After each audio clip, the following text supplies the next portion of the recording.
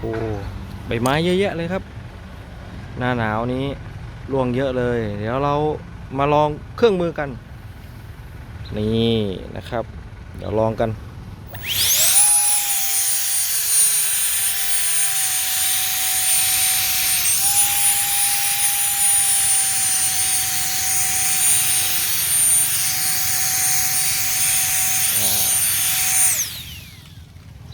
แจ๋วเลยลดงานไปได้เยอะครับก็ถ้าสนใจติดต่อได้ครับเดี๋ยว